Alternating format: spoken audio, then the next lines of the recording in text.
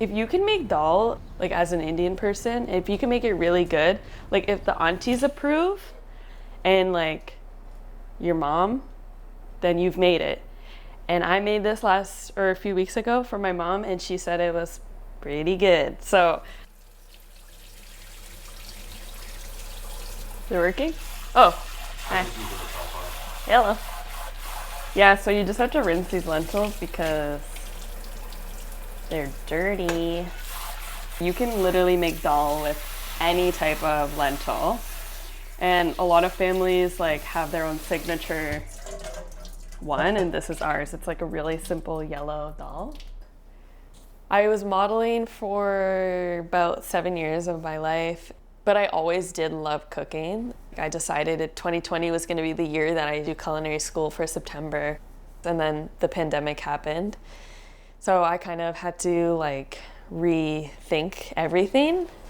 And then some chopped garlic. Oops, some onions went in.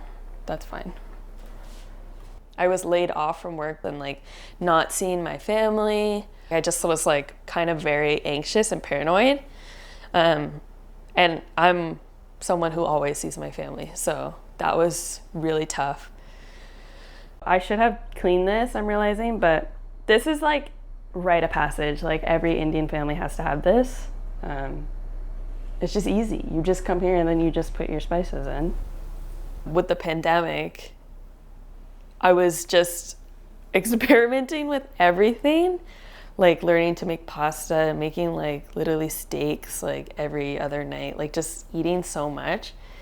The pandemic definitely just like gave me so much clarity about what I love doing, and that's cooking.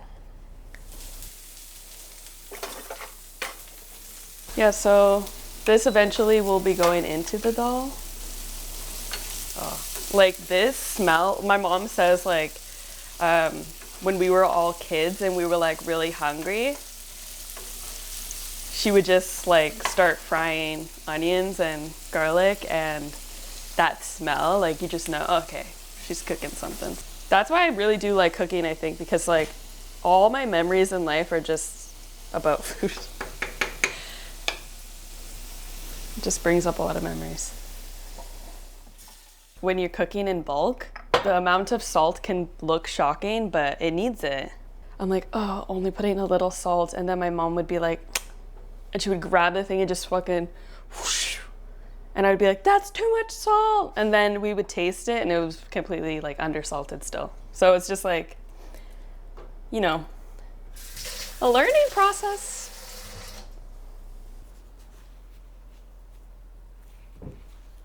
Oh shit. This book is like my great-grandmother's recipe book. Also in this book, my mom put some recipes too. Like I feel like my grandma, from what I can tell, is someone who just loved to cook for people. And then she obviously learned those recipes from her mom, who wrote this book. And then, you know, my mom, the same with me. And I think like that love for cooking, like cooking for people especially, definitely is something that I have. And then also just my mom being like a complete badass. Like maybe she was in her 20s, left India to come to Canada, got a divorce, raised 4 kids, worked like literally any job, every job you can imagine. I think before many things happened in her life, she was somebody who was maybe more timid and shy and like scared, almost like put down, and like she couldn't really express herself. I just know like what my mom's been through, and so like I don't want that. Yeah, I wouldn't want that. And I know like what's okay and what's not okay. So yeah, I definitely feel empowered. But like still it's like hard, obviously. Okay. Now I'm just gonna form a few. Like how many? Hopefully I can keep Spice Girl Eats as like a family business forever.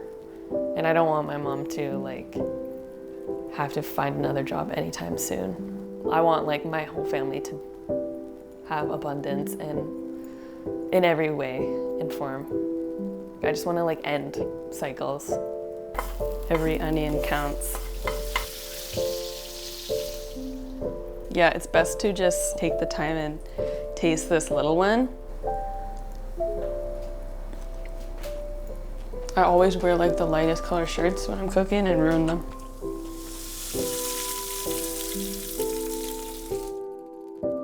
If there wasn't a pandemic, I probably would have gone to culinary school. I probably would have worked in multiple restaurants. Everybody is going through this, literally in the world. Like, you're not alone in this, you know? That gave me a lot of comfort, is knowing like I wasn't the only one having these feelings. Yeah, day by day is my motto.